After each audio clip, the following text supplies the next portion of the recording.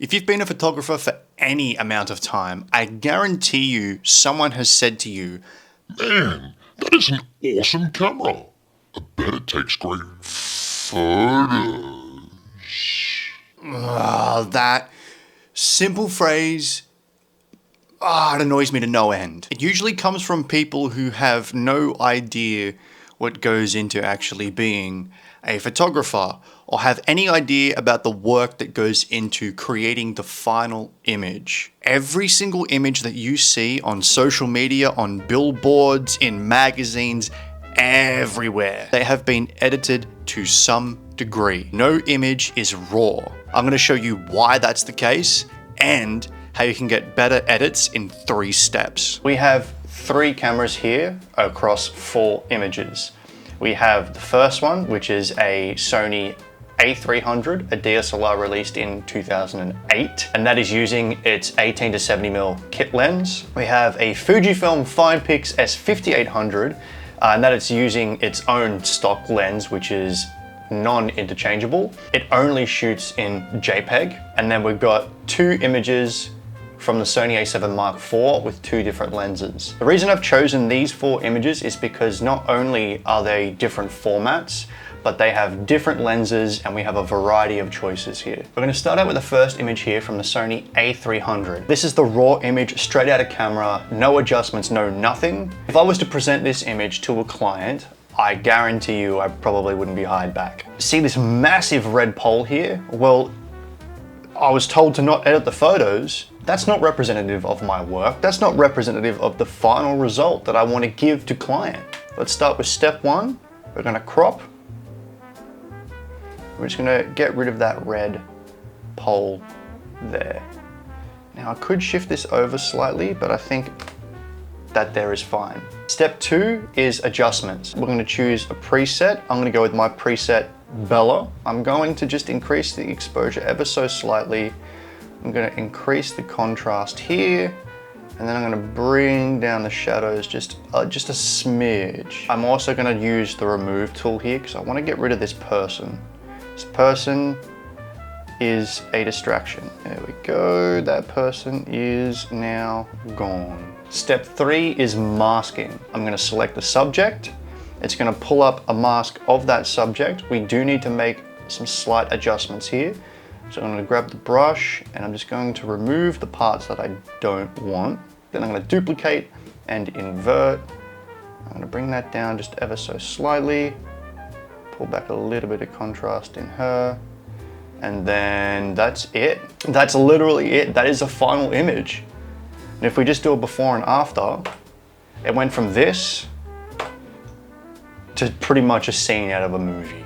Like that is so presentable to a client and so usable to a client, and that's what matters. Now onto the next image, which we will actually use the Fujifilm FinePix image. Now this is a JPEG. You're not really meant to edit JPEG images, and that's because the JPEGs are already processed inside of the camera. What's spit out is a final result according to the camera. Now my presets luckily still work with JPEGs. First step again, we're gonna crop. So it's gonna straighten the image. It's gonna crop in just a little bit. Now I'm finding that this up here is a distraction, so we're gonna move on to adjustments. I am going to grab the removal tool and I'm just gonna see if it does a good job, an adequate job of removing that there. That's not just good, that's good enough. And then we're gonna use Bella again. The colors are a lot different than the first image. That's because we're using an already processed image straight out of camera. But I'm gonna bring the contrast up and I'm gonna bring the highlights up just a little bit as well. Now onto step 3, we're gonna mask the image. So we're gonna select the subject, duplicate and invert the mask, and we're just gonna bring the exposure down a little bit because he's the focal point. We can literally just come into point color, bring that down on him, just like that, and done. There we go. We have a final image. 3 steps. That's the before, that's the after. You can see that if you were to present this to a client, they would go, huh, this doesn't look like a final image. But if you were to present something like this, there is some clear effort that has been put through and your vision has now come through. On to the next image here, Sony a7 Mark IV with the 28 to 70mm f2.8 Sigma lens. We're going to see about the crop of the image now. Now I could have left a little bit more room around her, but honestly, this is perfectly okay.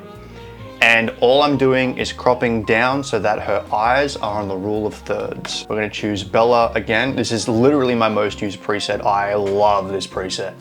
And it's already done a lot of the heavy lifting for us. I'm gonna leave the adjustments as is. I'm gonna move straight on to step 3, which is masking. So I'm gonna select the subject, duplicate and invert the mask.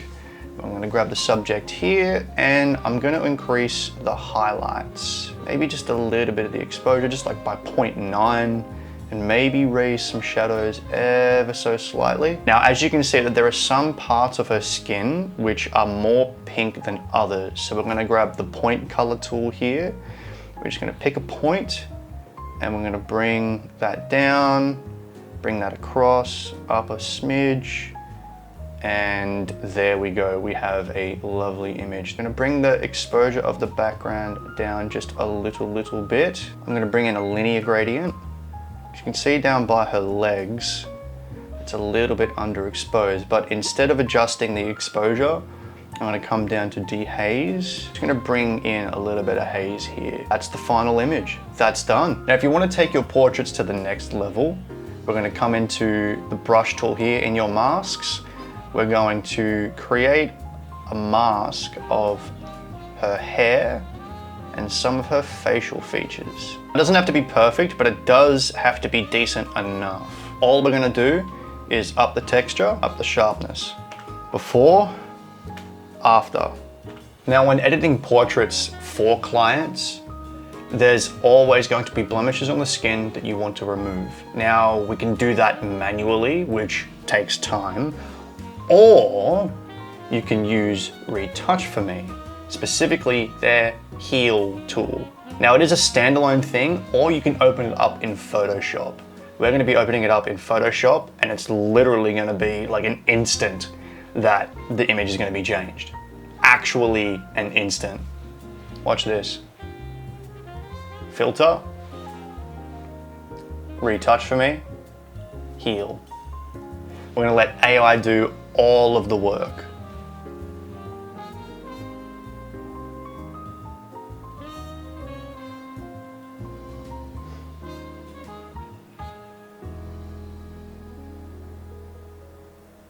Done. You can see that there is a massive difference here, especially in skin texture. Before, after. That little touch makes a massive difference when you're delivering your work. The final image we're doing is this portrait here, taken on the Sony a7 Mark IV with the 85mm f1.4 Aurora lens by Sure. Same process again. We're gonna crop just a little bit, just to kind of bring her eye line on that rule of thirds there. We're gonna apply Bella, global adjustments here. I think the exposure could be brought up just a touch. And then we're gonna move on to masking. It's gonna be dead simple. Select the subject, duplicate and invert that mask. Bring down the background just ever so slightly. Select the subject, come into point color.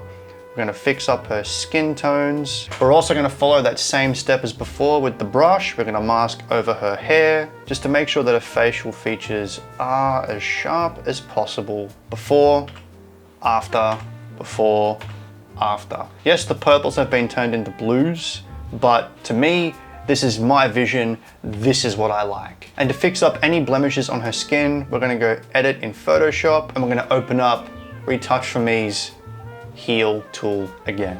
And to show you how quickly Retouch for Me's Heal function actually works, I'm not gonna edit this part. We're gonna go up to Filter, we're gonna go to Retouch for Me, Heal. Once it loads, done. Again, we're gonna view the image, before and after, apply, done, save, back into Lightroom, and we now have the final image here. As I said at the start, if I delivered any of these photos to a client completely unedited, I wouldn't have been hired back. Clients don't pay you to sit there and press a button and then deliver unfinished work. No, they pay you because they like the way that you work. Clients pay you to deliver your look, your style, the results that you get quickly. When you break down your editing workflow to just 3 steps, you're able to fly through your edits. I actually have a 24-hour guarantee turnaround time, and I haven't missed it yet, because that's how good this system is. The results that you give are there to elevate the brand, the business, or that portrait client. To me, photography is a love language. I love taking portraits of people because to me, it allows me to show them how they truly look.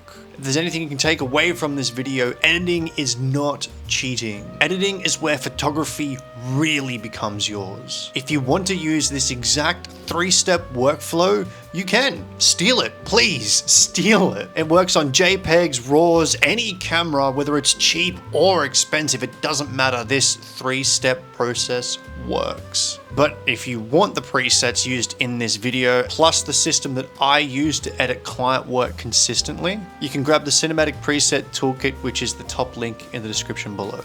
Now go edit something.